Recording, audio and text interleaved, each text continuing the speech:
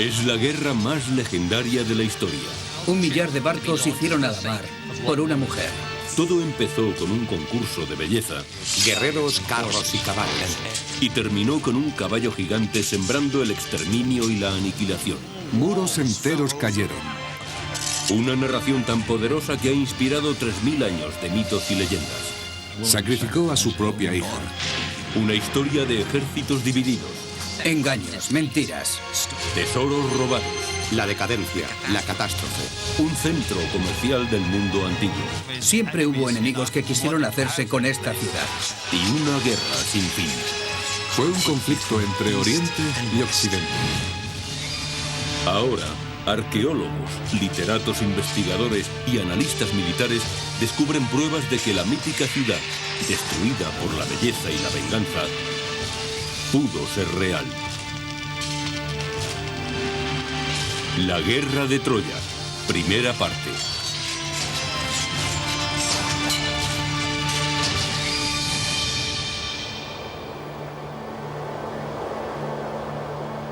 Es la cuna de la civilización occidental, el lugar de nacimiento de la Grecia antigua.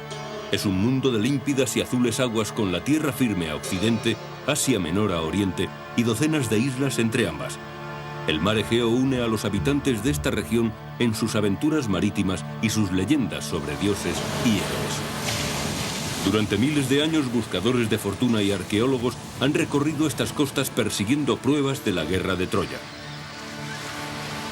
Ahora, algunos afirman haberlas encontrado. Hoy, no lejos de la prístina costa del mar Egeo, en lo que ahora es la Turquía moderna, un equipo internacional excava en el lugar donde ellos creen que está el origen de la legendaria Troya.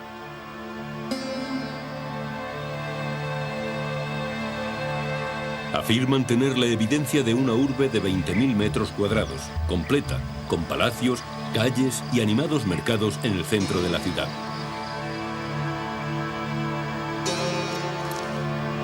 Extramuros dicen contar con pruebas de la ciudad baja, antiguo suburbio rodeados de un foso defensivo construido para prevenir ataques de carros, la antigua arma de destrucción masiva.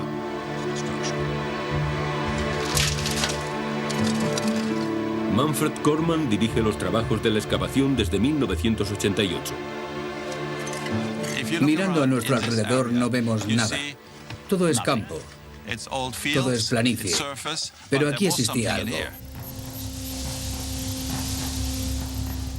Aquí, en estos campos yermos, Corman y sus colegas ven una ciudad fortificada, rival de la antigua Atenas.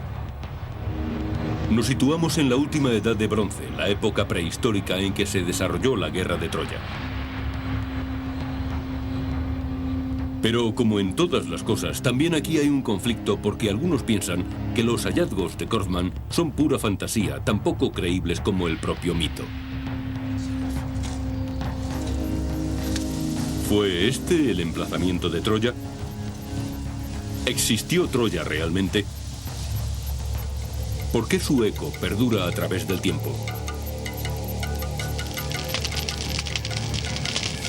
En mi opinión, la Guerra de Troya es la fuente de muchas de nuestras percepciones culturales sobre el mundo militar, sobre la literatura, sobre el comportamiento humano y sobre la interacción entre lo divino y lo humano. La Guerra de Troya constituye en gran medida la base de nuestra tradición cultural, motivo por el que continuamos ocupándonos tanto de ella, quizá inconscientemente, como origen de los arquetipos sobre los que modelamos nuestro comportamiento. La historia se hizo narración, y la narración se convirtió en mito. Y los mitos son siempre escurridizos. Ahora intentamos, de una forma harto extraña, retroceder sobre nuestros pasos, lo cual no es sencillo. Porque una cosa es vestir la historia para hacer de ella un relato y después un mito, y otra cosa es desnudarla. Exige dolor y es más peligroso.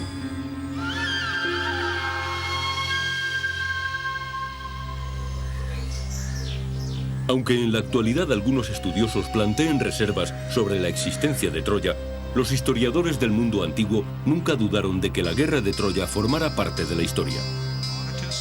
Heródoto, Tufídides y la mayoría de los historiadores griegos y romanos más importantes asumieron que la guerra de Troya fue un hecho histórico. En una playa que podría ser troyana, el profesor de Historia y Literatura Clásicas Robert Garland nos narra el argumento. Todo empezó con los dioses, como muchas otras narraciones sobre acontecimientos importantes del mundo antiguo. Y empezó con una boda, la boda de Peleo y Tetis, destinados a ser los padres de Aquiles, el mayor de los guerreros griegos en la guerra de Troya. Invitaron a la fiesta a todas las celebridades del mundo antiguo, a todos los dioses, a todas las diosas, excepto a una, porque pensaron que no sería una buena idea invitar a la discordia. Sin embargo, la discordia se presenta en la boda y ofrece una manzana de oro con la inscripción para la más hermosa. 3 diosas, Hera, Atenea y Afrodita, creen tener derecho a la manzana y piden a Zeus que actúe de juez. Pero Zeus, sabiamente, decide que le sustituya a Paris, el hermoso príncipe de Troya. Y como tan a menudo sucede, cada una de las candidatas ofrece algo a cambio. La que recibe el premio, Afrodita, le había prometido el amor de la mujer más bella del mundo. Pero existía un problema. Esa mujer estaba casada. Era Helena, esposa de Menelao, rey de Esparta. Paris embarca para Esparta con la disculpa de tratar sobre un asunto oficial. Aprovechando la ausencia de Menelao, su anfitrión, Paris se fugó con Helena dirigiéndose a Troya, y esto provocó la ira que desencadenaría la guerra de Troya.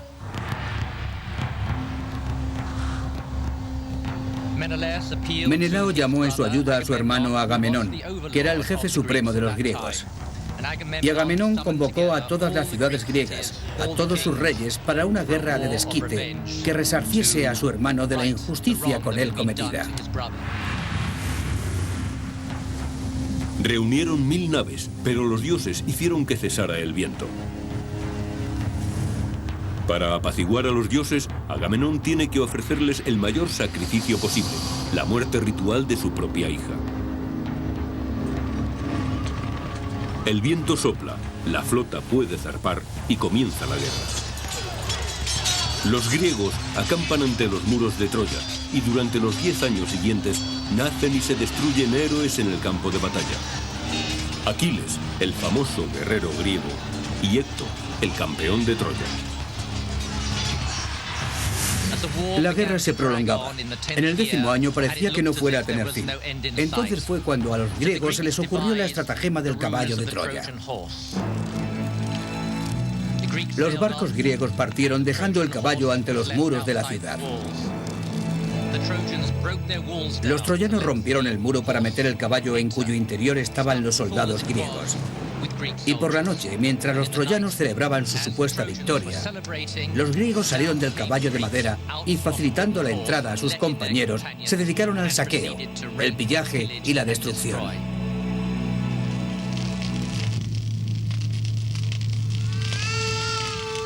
Se cometieron muchos actos de vandalismo en aquel tiempo.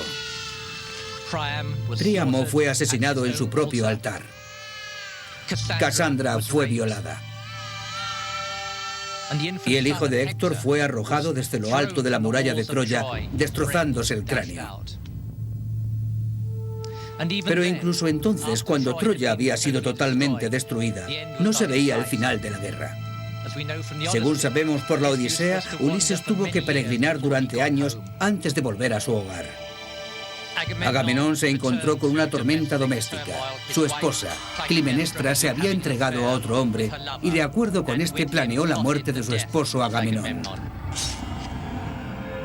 Así, la vuelta a casa de los griegos fue para ellos tan desastrosa como lo fue la destrucción de Troya.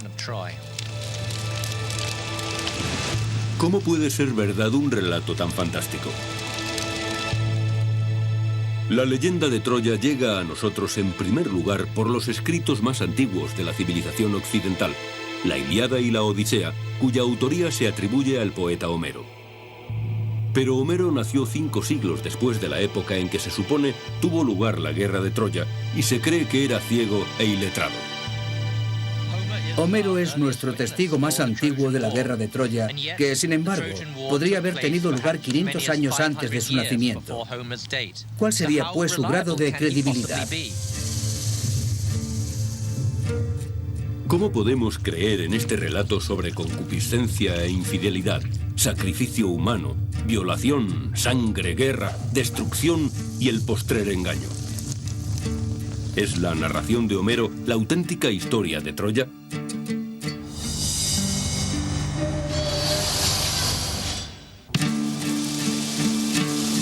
Al igual que sucede con Troya, lo que se conoce de Homero es una combinación de historia y mito. A pesar de ser considerado el autor de los primeros poemas épicos de la civilización occidental, la Ilíada y la Odisea, tenemos pocas pruebas de su existencia. Algunos estudiosos estiman que el padre de la literatura griega vivió alrededor del año 750 a.C. y en un lugar no muy apartado de Troya. Creemos que procedía de una región probablemente contigua a Troya. Puede que de la ciudad de Esmirna o la isla de Quíos, pero incluso esto es dudoso. Una fuerte tradición lo presenta como un bardo ciego, pero según otra no se puede afirmar nada sobre él medianamente cierto. Dos de los mayores misterios sobre Homero se refieren a cómo alguien que hubiera vivido 500 años después de la guerra de Troya podía recoger detalles tan gráficos sobre la batalla y el baño de sangre. Y cómo una persona podía, antes de la invención de la escritura en Grecia, recordar cerca de 16.000 versos de la Ilíada y 12.000 de la Odisea. Una posible respuesta es que Homero fuera el continuador de un linaje de rapsodas de relatos épicos. Si esto es cierto, significa que la Ilíada y la Odisea no fueron escritas por un Homero, sino transmitidas por muchos Homeros. Es perfectamente plausible que los aedos empezaran a recitar inmediatamente después de este famoso conflicto, pasando así su contenido de una generación a la siguiente. No en cuanto a precisiones históricas que a nadie interesaban, sino en lo referente a los detalles sobre la mujer raptada, Aquiles, Héctor y el caballo de Troya. Todo eso son contribuciones de los aedos a lo largo del tiempo. La historia así amalgamada fue heredada por Homero, quien le dio su giro personal. Pero si Homero fuera el último de un linaje de poetas orales, ¿cómo es que la historia de Troya pasa de un conjunto de cantos memorizados a ser la primera historia escrita de la civilización occidental? En la década de 1930, un estudioso estadounidense llamado Milman Perry, equipado con unos de los primeros aparatos portátiles para grabación sonora, descubrió la manera de regresar a un tiempo en que toda la historia era cantada. Perry viajó a un mundo antiguo, a ciudades de los Balcanes en Serbia, y descubrió a rapsodas que, exactamente igual que Homero, cantaban relatos épicos de antiguas batallas y héroes.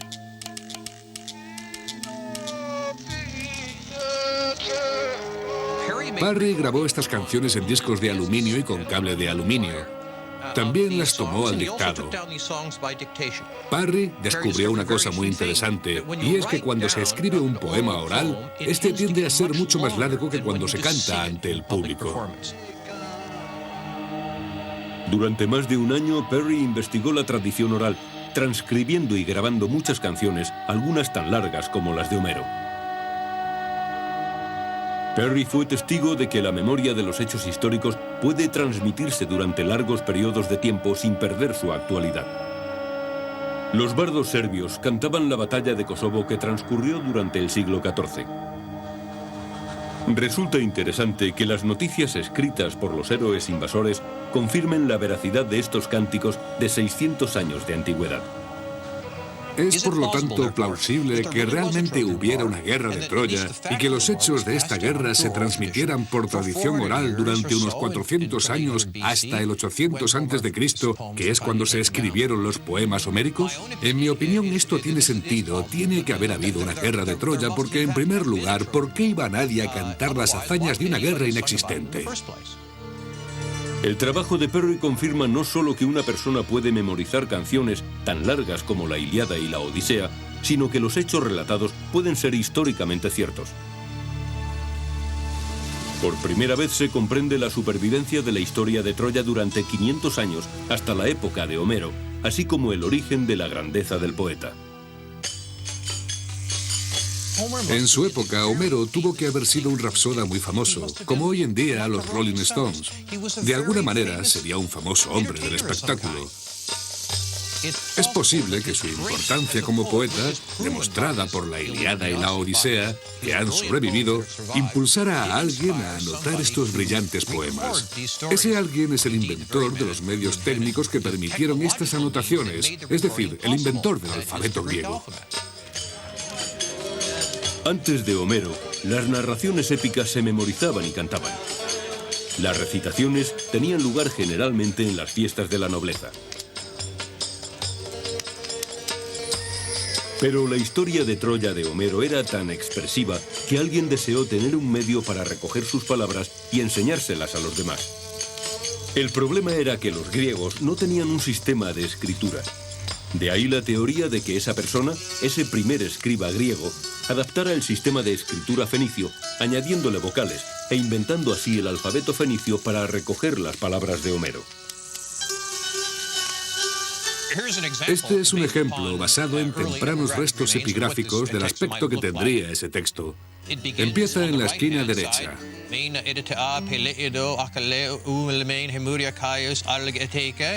Como gira el buey, decían los griegos, comparando este estilo de escritura con el arado de los campos, donde se llega a un extremo y se vuelve para continuar arando y así sucesivamente. Ahora, con Homero cantando ante un escriba, estos heroicos relatos sobre Troya, los primeros escritos de la historia de Grecia, animan a una audiencia mucho más numerosa.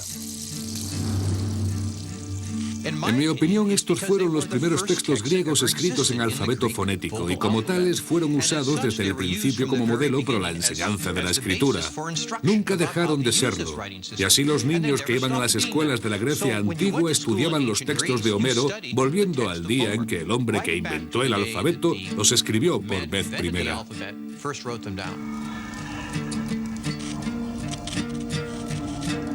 La historia de Troya de Homero se convierte en la herramienta mediante la cual se enseña la lengua y la literatura en que se cimenta la civilización occidental.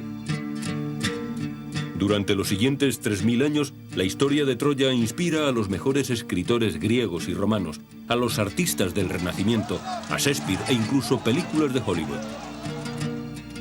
Pero a través de los siglos, la auténtica historia de Troya se ha visto difuminada por el mito, y la ciudad, una ruina ya en tiempos de Homero, quedó cubierta por las arenas del tiempo. Más tarde, en el siglo XIX, impulsado por los relatos homéricos de batallas, sangre, anhelos y engaños, un rico aventurero parte en busca de tesoros y de la verdadera historia de Troya.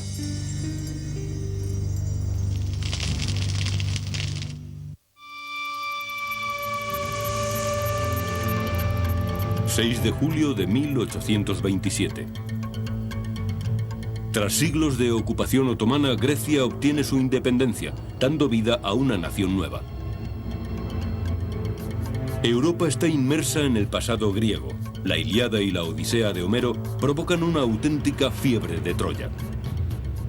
Con un pico en una mano y la Ilíada en la otra, el millonario germanoamericano Heinrich Schliemann decide ir a desenterrar Troya. Heinrich Schliemann fue un hombre fascinante. Era un magnate de Wall Street del siglo XIX. Hizo mucho dinero especulando en Rusia y en los Estados Unidos, incluso con la fiebre del oro de California. Cuando dispuso del patrimonio necesario para poder retirarse de los negocios, decidió dedicarse a perseguir lo que él mismo calificaba como la fijación de toda su vida: Grecia, y en particular la guerra de Troya. Heinrich Schliemann tenía una gran habilidad para hacer dinero. Estuvo en California cuando la fiebre del oro, hizo millones en el San Petersburgo de los zares y en su afán de dinero y aventuras se vistió de beduino, se circuncidó y entró camuflado en la Meca.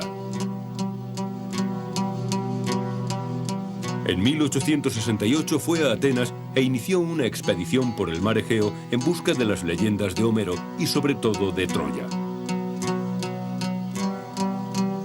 Schliemann no era arqueólogo. Pero tenía una fe ciega en Homero. Homero era su Biblia. Y esa fe le llevó a descubrir cosas que nadie había pensado ni siquiera en buscar. Schliemann empieza buscando un sitio que coincida con el paisaje descrito por Homero en la Ilíada. Una amplia llanura donde puedan combatir dos grandes ejércitos cerca del mar Egeo, entre los ríos Escamandro y Simois. Un sitio con altos muros fortificados desde donde los troyanos vieran con horror cómo su compañero Héctor era arrastrado por el carro de Aquiles alrededor de la ciudad.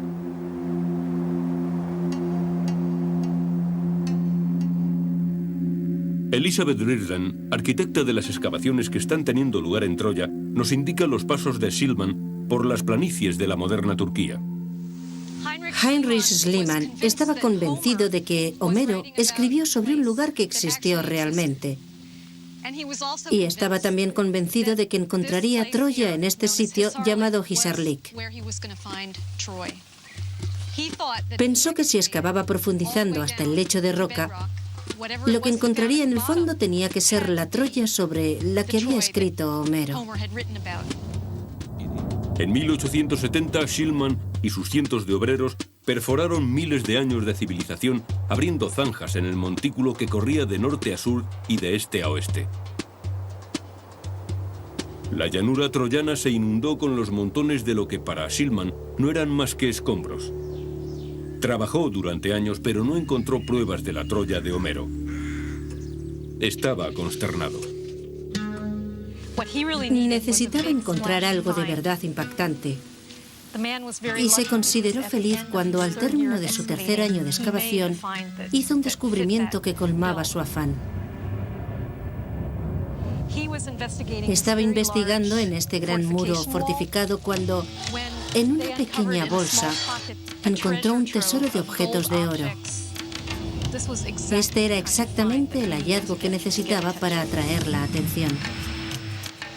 Vasos y copas de oro, piedras preciosas, joyas magníficas. En 1873, Schliemann saca el tesoro de Turquía de contrabando. Adorna a su esposa con las joyas, igual que Helena de Troya, y como un gran showman, grita a los cuatro vientos que ha descubierto el tesoro del rey Príamo. Los titulares de todo el mundo se hacen eco de la noticia.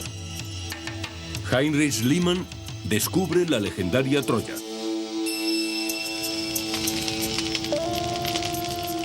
Pero la noticia resulta ser falsa.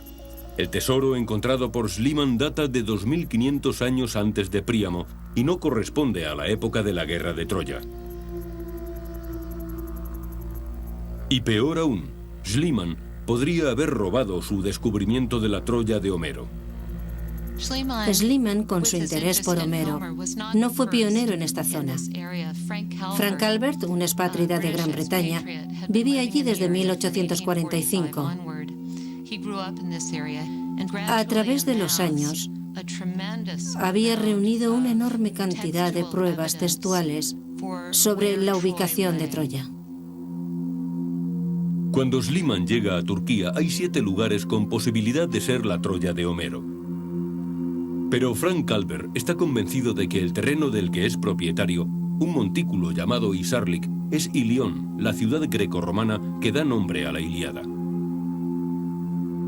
Schliemann decide ir a hablar con Frank Calvert.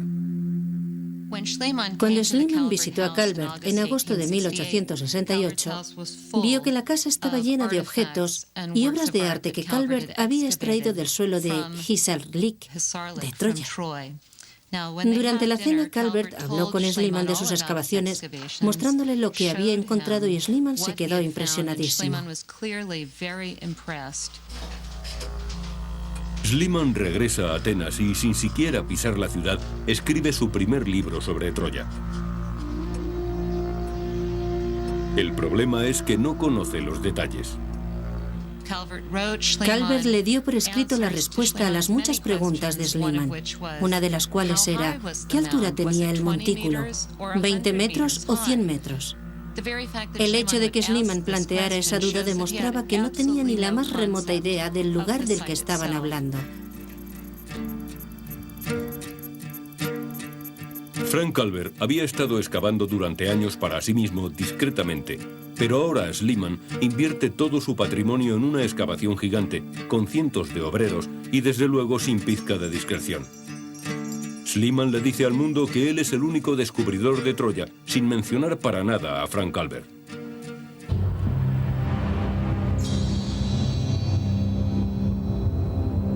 A pesar de su equivocación con el tesoro que no era el de Príamo y las acusaciones de Frank Calvert de robarle el yacimiento de Troya, Schliemann convenció al mundo de que en Isarlik estaba la Troya de Homero y que la guerra fue real.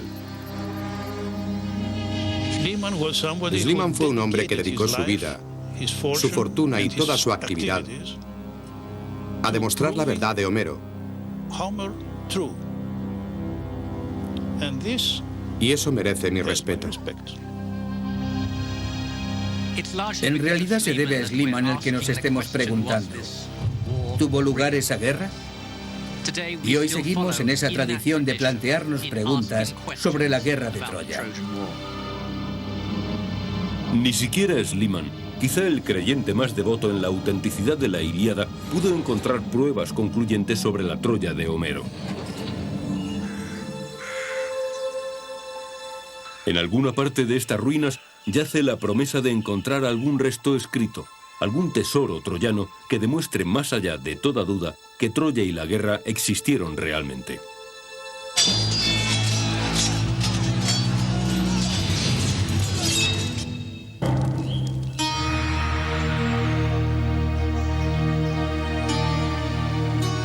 ¿Cómo podría ser la Troya de Homero este montón de rocas de la actual Turquía?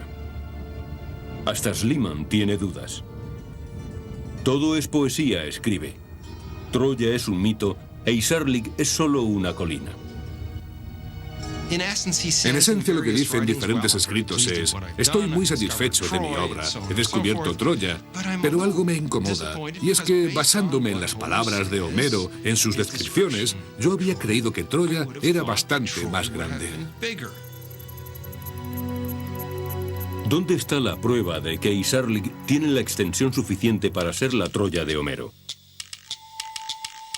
A la muerte de Schliemann en 1890, su esposa Sofía y el director de los trabajos, Wilhelm Dörfel, identifican los diferentes niveles del montículo de Isarlik y numeran las capas cronológicamente.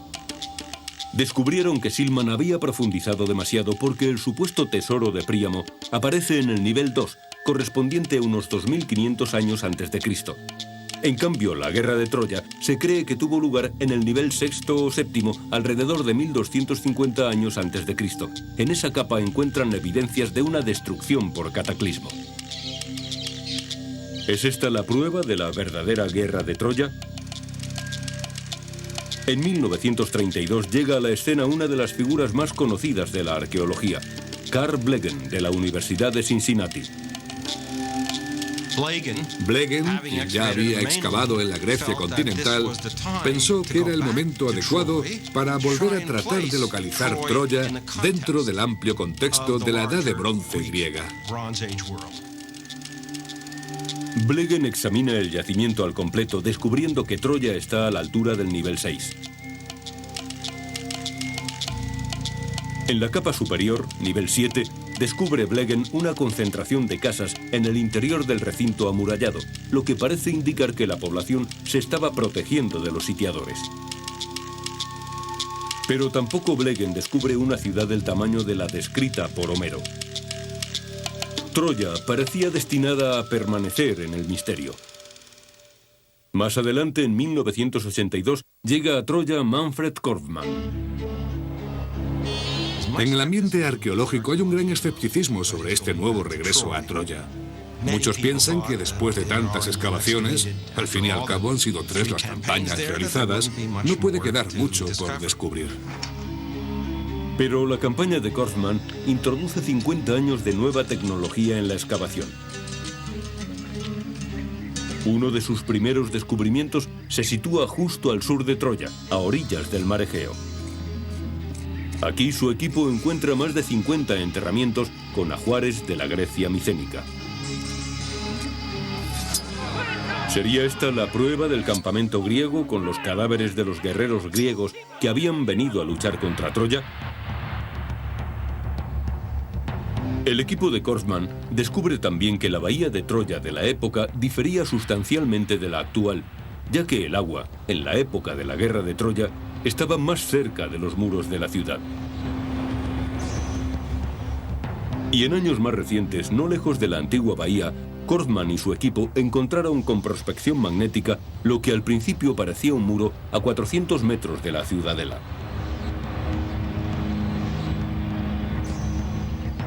Pero en realidad se trataba de lo contrario de un muro. Era un foso. Aquí tenemos una imagen fotográfica que, a la manera de una radiografía, llega hasta el fondo y encuentra restos de lo que podría haber sido un foso. El foso que desentierra Korfmann está profundamente cortado en el lecho de roca, lo que le lleva a pensar que su finalidad sería probablemente defensiva. Los arqueólogos pudieron verificar la fecha de Troya 6 para la misma época de construcción de este foso.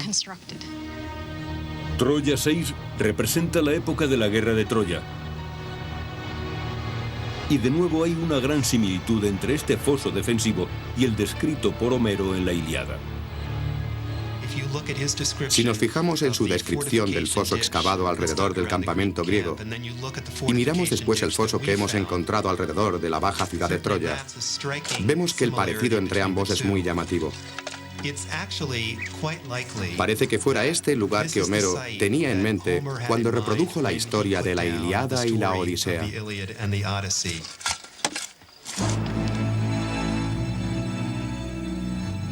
A lo largo de los años, Korfmann y su equipo descubren ídolos religiosos de dioses troyanos. Huesos para tejer las finas telas comercializadas por Troya a través del mundo antiguo. Puntas de lanza enemigas y cabezas de flecha empotradas en los muros de Troya. Monedas de la época de Alejandro Magno. Y un busto del emperador romano Augusto, quien remontaba su linaje hasta Troya. Pero a pesar de tan fantásticos hallazgos, hay algo que todavía se esconde de Korfmann, al igual que de todos los demás desde los comienzos de Schliemann. ¿Dónde está la prueba de la enorme ciudad descrita por Homero? Uno de los puntos más importantes que queremos averiguar sobre Troya es el tamaño de la ciudad en diferentes momentos de su historia, en diferentes periodos. Es decir, cómo creció, cómo disminuyó, si hubo actividades diferentes en áreas diferentes del asentamiento. Y para la respuesta se necesita algo más que las excavaciones en sí. Para descubrir algo tan escurridizo como es el tamaño de la ciudad, el equipo de Korfmann emplea una técnica más parecida al trabajo de granja que al de arqueología. Es el estudio de campo. Limpiamos la vegetación cada 20 metros para obtener condiciones similares a un campo recién arado. Recogemos todo lo que encontramos en esos puntos.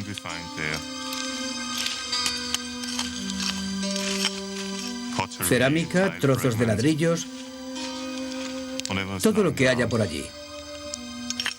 Así nos haremos una idea del tamaño del asentamiento y la función de las diferentes áreas.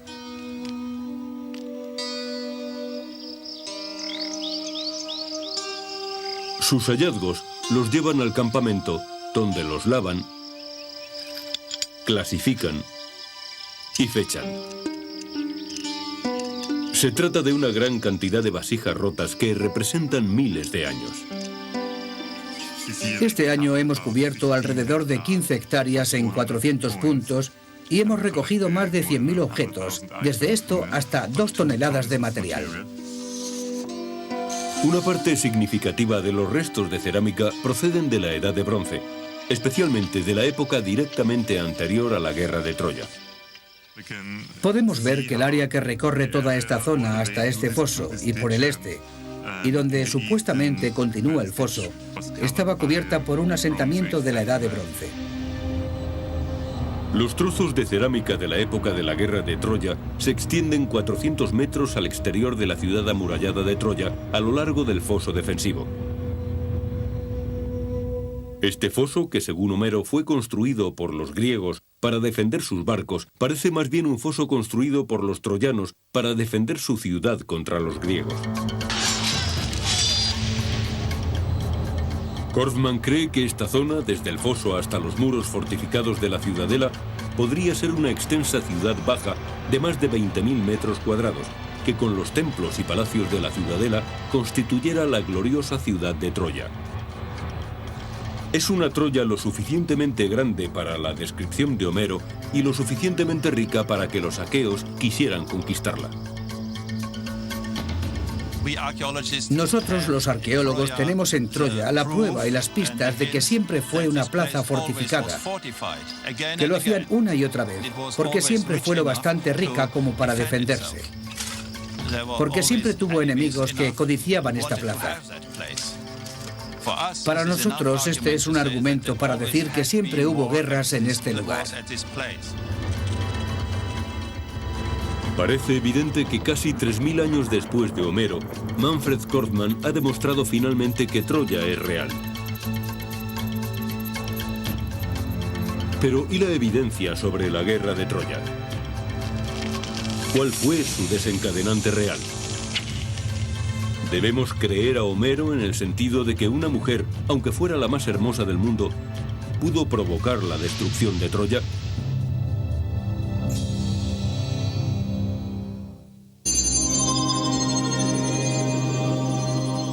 Para los antiguos griegos, la belleza es el orden. Esto se ejemplifica con el cuerpo desnudo, joven, de formas redondeadas, talle estrecho, pecho alto de forma cónica y muslos curvilíneos. Es seguro que Helena reunía todas esas cualidades y su rapto era un ataque al orden mundial, un acto de guerra contra Grecia.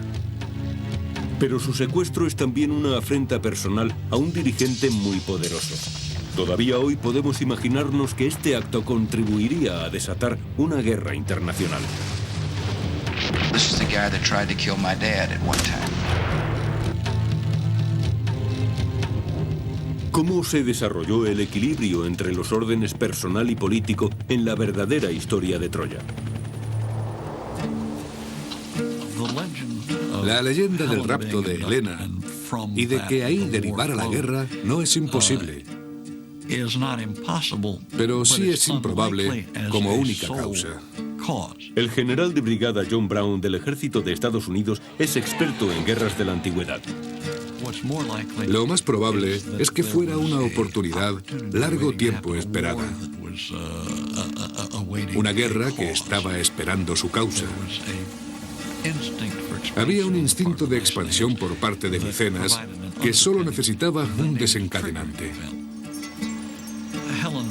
El secuestro de Helena podría haberse convertido rápidamente en el acontecimiento que galvanizase a los guerreros de la época en un esfuerzo por recuperar su reputación y aumentar su gloria.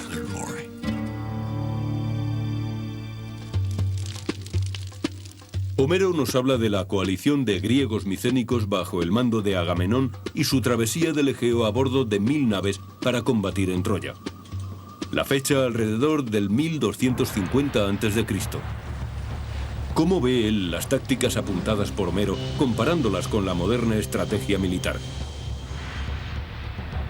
Actuando como jefe militar de Agamenón, el general Brown reúne a sus asesores. Inteligencia, operaciones, logística, efectivos, para preparar la guerra contra el enemigo, los troyanos. Señores, nos han pedido que hagamos un análisis operacional de la guerra de Troya para tratar de comprender los imperativos de la campaña que afectó a ambas partes, griegos o micénicos y troyanos. Lo primero que hay que considerar es lo que está en juego, el control de la ruta comercial por mar, decisiva en la economía del mundo antiguo. El escenario estratégico está dominado por la necesidad del control de las rutas comerciales.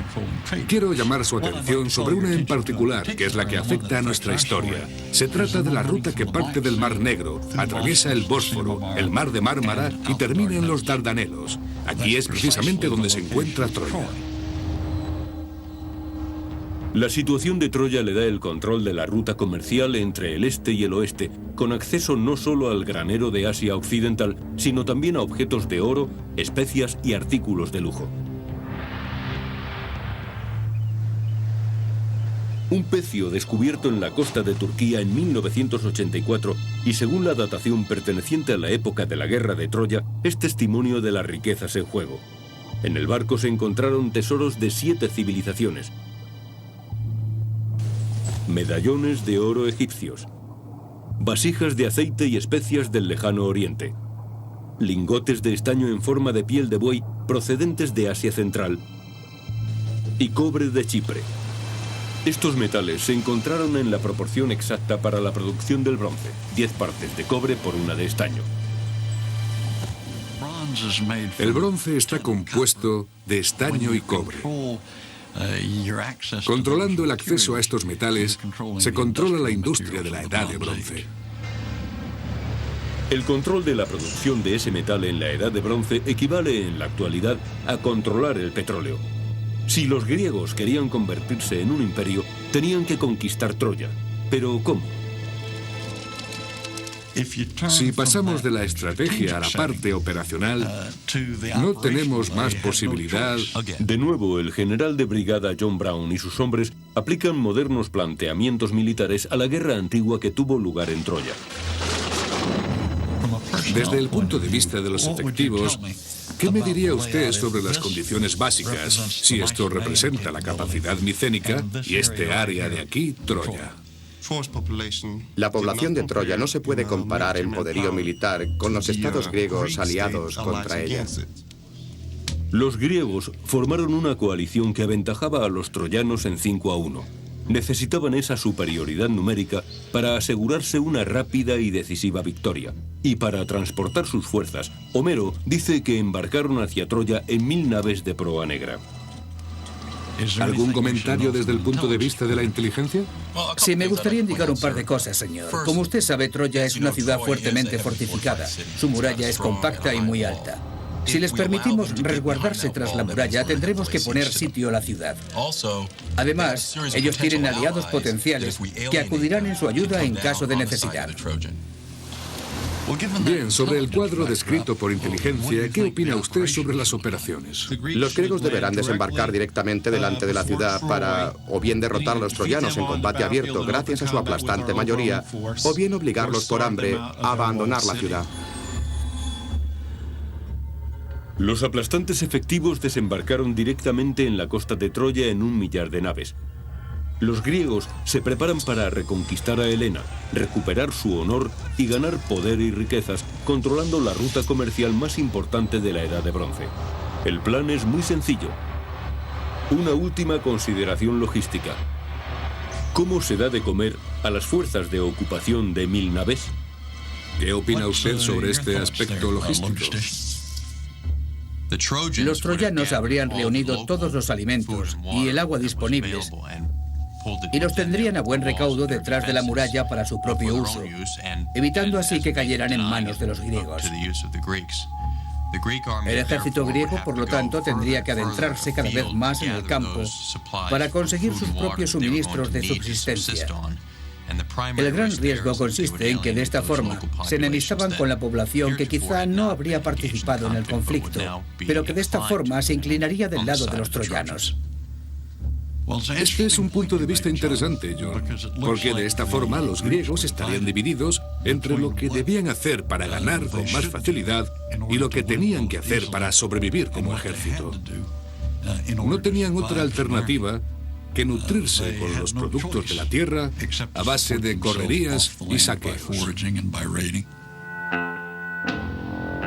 Y es precisamente con el resultado de una de estas correrías como comienza la Ilíada. Agamenón y Aquiles discuten por una mujer capturada por Aquiles en un saqueo. Agamenón hace valer su rango y reclama para sí el premio conquistado por Aquiles. Este monta en cólera y desenvaina su espada. El profesor de literatura clásica Robert Garland nos ilustra. Te juro que llegará un día en que los aqueos necesitarán la fortaleza de Aquiles. Y tú, por mucho que te acongojes y grande sea tu desesperación, no podrás socorrerlos cuando Héctor, el matador de hombres, siembre el terror en tu campo. Entonces se desgarrará tu corazón atenazado por los remordimientos por no haber sabido tratar con más justicia al mejor de los griegos. Aquiles se retiró de la batalla con sus mirmidones y los saqueos llevados a cabo por los griegos incitan a la población vecina a aliarse con los troyanos. Los griegos pierden su ventaja de la superioridad numérica y la guerra se alarga durante 10 años sin un claro vencedor. Por el episodio con que Homero empieza la Ilíada, una discusión entre Agamenón y Aquiles, su mejor guerrero, se ve claramente que no llevaba a Troya una coalición de voluntarios. Los problemas de esta coalición de no voluntarios se remontan a 10 años atrás, en la Grecia continental, cuando Agamenón planeaba una correría de venganza y saqueo. Allí se vio forzado a hacer el mayor de los sacrificios, la muerte ritual de su propia hija.